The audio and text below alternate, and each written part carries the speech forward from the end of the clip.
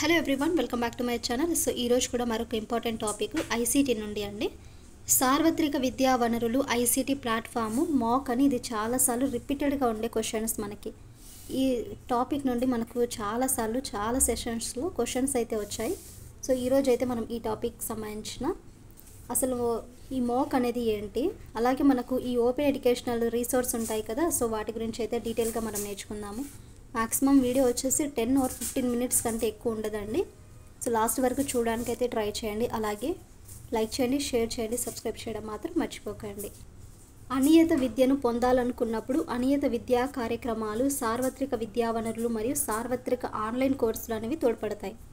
అనియత విద్య అండి అంటే రెగ్యులర్గా మనం వెళ్ళకోకుండా ఓపెన్స్ ఉంటాయి కదా, సో అలాంటి ఓపెన్ ఎడ్యుకేషన్ మనం పొందాలనుకున్నప్పుడు అనియత విద్యా కార్యక్రమాలు కానీ, సార్వత్రిక విద్యా వనరులు మరియు సార్వత్రిక ఆన్లైన్ కోర్సులు అనేవి తోడ్పడతాయి.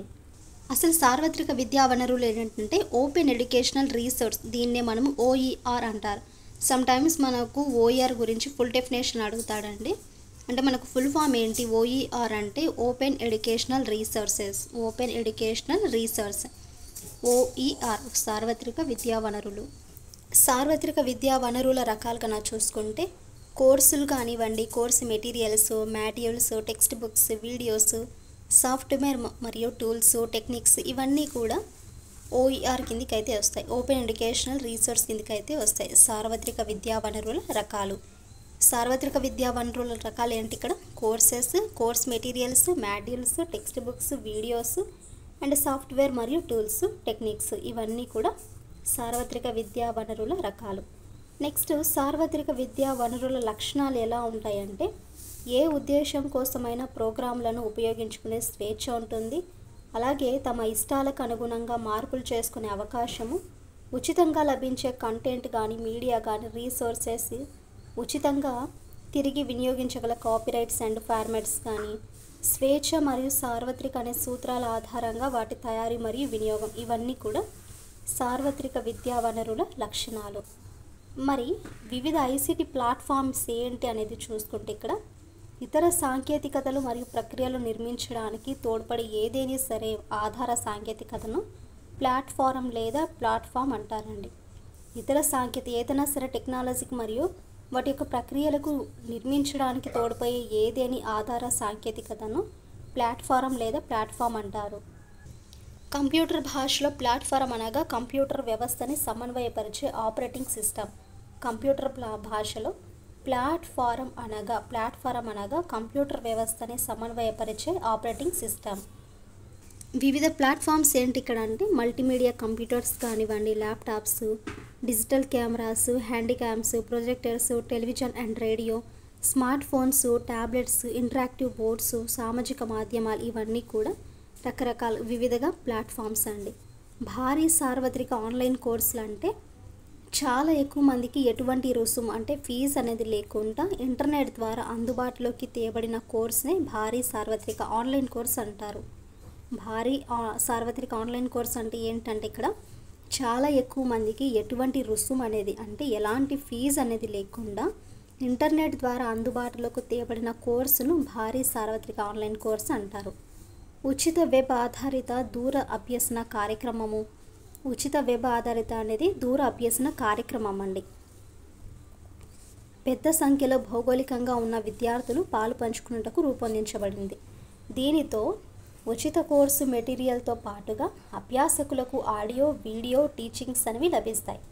ఉచిత కోర్సు మెటీరియల్తో పాటుగా అభ్యాసకులకు ఆడియో, వీడియో టీచింగ్స్ లభిస్తాయి. దేని ద్వారా, ఈ సార్వత్రిక ఆన్లైన్ కోర్సెస్ ఉంటాయి కదా, సో వాటి ద్వారా గ్రూప్ కొలాబరేషన్స్ కానివ్వండి, కంప్యూటర్ బేస్డ్ మనకి ఏదైనా మదింపు, పరిపుష్టి ఇలాంటివన్నీ ఉంటాయి. అంటే ఫీడ్బ్యాక్స్ ఇవన్నీ కూడా ఉంటాయి.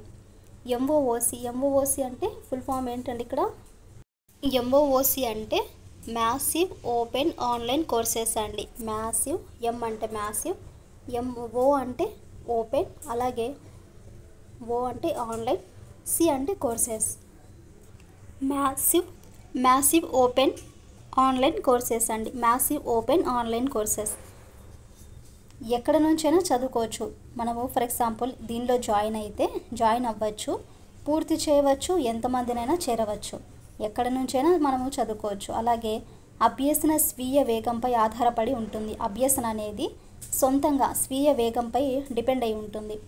కోర్సు క్రెడిట్స్ వారి సాధనలు ఆధారంగా ఇవ్వబడతాయి. దీనిలో ప్రత్యామ్నాయంగా డిఓసిసి అలాగే ఎస్పిఓసిలు వచ్చాయి. మాక్లో సాధారణంగా క్లౌడ్ కంప్యూటింగ్ ఉపయోగపడుతుంది. మౌక్లో సాధారణంగా ఉపయోగపడేది ఏదంటే ఇక్కడ క్లౌడ్ కంప్యూటింగ్. విద్యా సాఫ్ట్వేర్లు అనేవి అందుబాటులో ఉన్నాయి. విద్యా సాఫ్ట్వేర్స్ అనేవి అందుబాటులో ఉన్నాయి. భారతదేశ మానవ వనరుల అభివృద్ధి మంత్రిత్వ శాఖ ఎంఓఓసి అంటే మాక్ కోసం స్వయం ఏర్పాటు చేసింది. స్వయం అంటే మనం ఇదిగోండి ఇక్కడ చూసాం స్టడీ వెబ్స్. దీని యొక్క లక్ష్యం ఏమిటంటే ఐఐటి కానీ ఐఐఎం కానీ సెంట్రల్ యూనివర్సిటీలు కానీ ఆన్లైన్ కోర్సులను భారత పౌరులకు అందించాలనేది.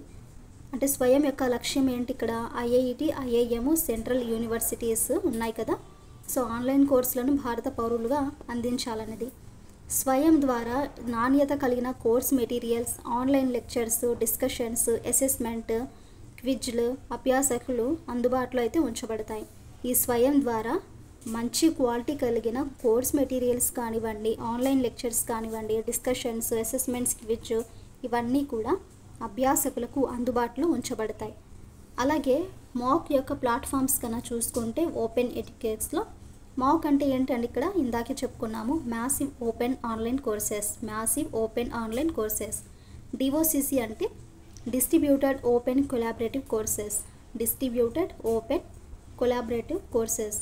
ఎస్పిఓసి అంటే self paced online courses. Self paced online courses. Swayam అంటే చాలా వెరీ వెరీ ఇంపార్టెంట్ ఇది. Study webs of active learning for young aspirants minds. చూడండి ఇప్పుడు మీరే చూడండి.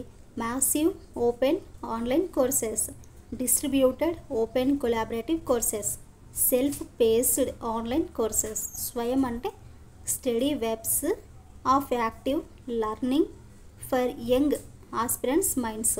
ఇదండి మనం ఈరోజు అయితే సార్వత్రిక విద్యా వనరులు అంటే ఐసీటీ ప్లాట్ఫామ్ మాక్ గురించి అయితే నేర్చుకున్నాము. ఐ హోప్ మీకు వీడియోలో ఉండే ప్రతి లైన్ కూడా అర్థమయ్యేలాగా ఉందని నేను అనుకుంటున్నానండి.